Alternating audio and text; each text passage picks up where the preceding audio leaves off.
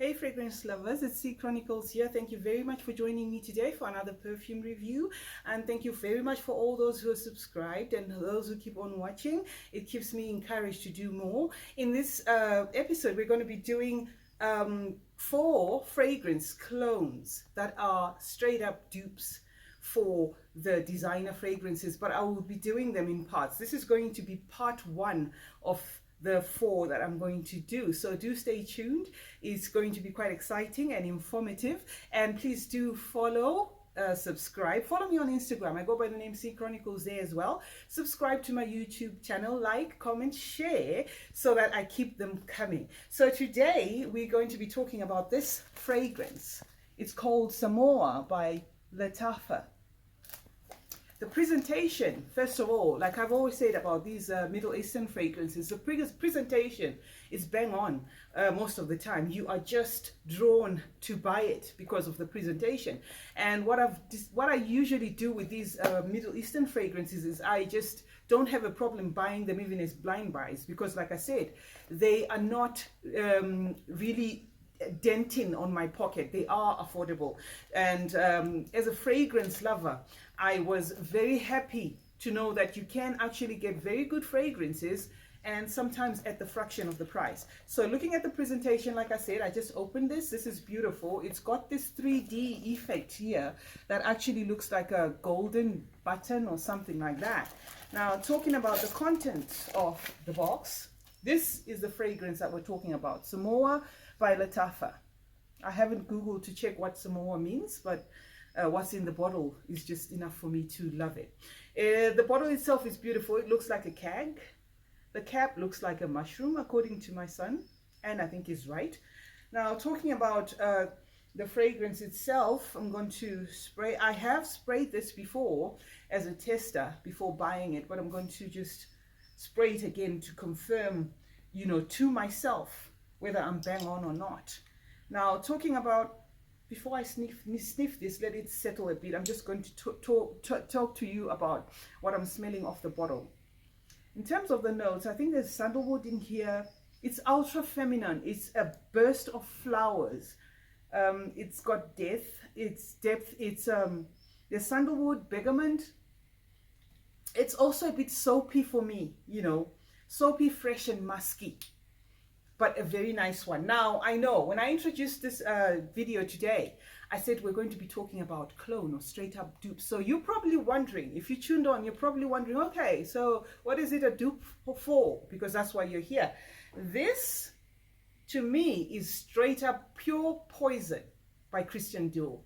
Nothing more, nothing less, bang on. The first spritz does not come across as that, but as it gets into the first 30 minutes, 45 minutes, an hour, straight up. You wouldn't, if you went to somebody who owns Christian Dior's Pure Poison, they'll definitely think you're wearing the same thing. It's got a touch of Rare Pearls by Avon, but Rare Pearls, you know, the thing in Rare Pearls here is not as cloying. So I'll definitely say side by side, this is a straight up dupe for Pure Poison by Dior. In terms of performance, on me, the lasting power on me is usually 12 hours plus. It's like I said, it's a new one. It's a new one in my collection. So I'm still also trying it out. But when I did on my clothes, it lasted about 12 hours plus. On my skin, I'd say about 6 hours or so. There's so much amber in here. It's intoxicating. It leaves a trail. You know, it's definitely one of those that I would just recommend as a blind buy. But before you do decide to buy this as a blind buy, whether it's a gift for somebody, make sure they love floral scents. Because if you know how Pure Poison is like, it's on the floral side. So if somebody doesn't like flowers, they might not like this. But for the price, again, like I said, it's one of those that if it's a hit or a miss, they can either keep it or gift it or use them on their curtains or something, or you know, something like that. Definitely, there's a lot of white flowers in here. And the presentation, again, like I said, Lattafa, most of the bottles that Lattafa you know, packages their perfumes in. Most of them are aesthetically pleasing. On my dresser, this is beautiful. You know, opening the bottle, at some point I thought, oh, I hope they haven't done another 212 Carolina Herrera, because, you know, Carolina Herrera has got a gold, you know, kind of like a egg-like but longish bottle. So I was just hoping, oh my god, I hope I haven't bought the 212, because I've already used the 212 and it's not something that I would, you know, say buy again. But this I love. It was just a fantastic surprise to me, because the last time I bought a Dio, I think I was in my early 20s. That was a long time, a while ago. The last time I bought Pure Poison. So finding out that this gem is exactly what they were trying to bring out, you know, was something that I thought to me was a bonus. I actually liked that. And you know, I do really recommend these. You can find this on, I buy my perfumes off, you know, a Middle Eastern perfume shop, because we're closer to Dubai, where I'm from.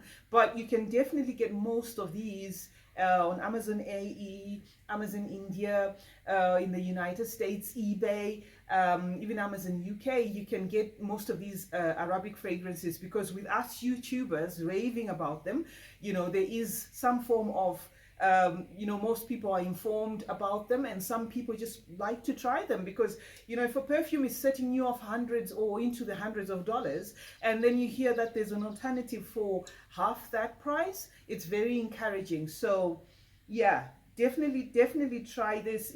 It's loud. The opening is, you know, it's a boom. It's wildflowers. There's amber. The amber just keeps it, you know, it gives it so much depth.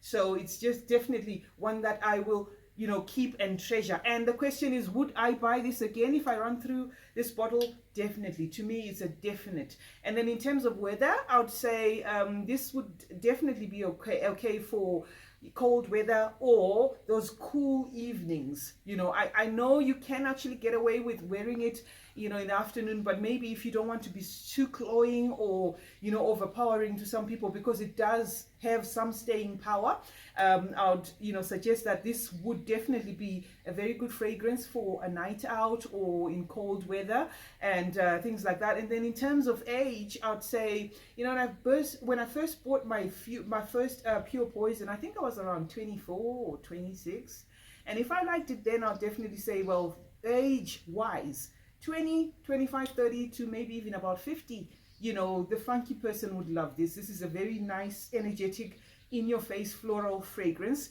Is it a blind buy? I would say, I mean, is it a good blind buy? I would say definitely, because for the price, it's definitely one that I would say you can have as a blind buy. If a person doesn't love it, well, I'm not sure. Maybe they can gift it.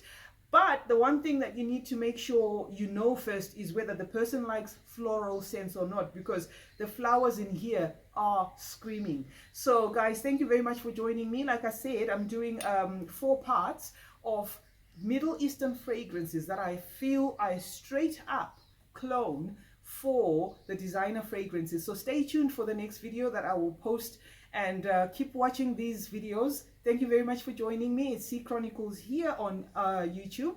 I also go by the name CeeChronicles on Instagram, so follow me there. Subscribe here, like, comment, share, and remember, smelling good is a form of good manners. Cheers.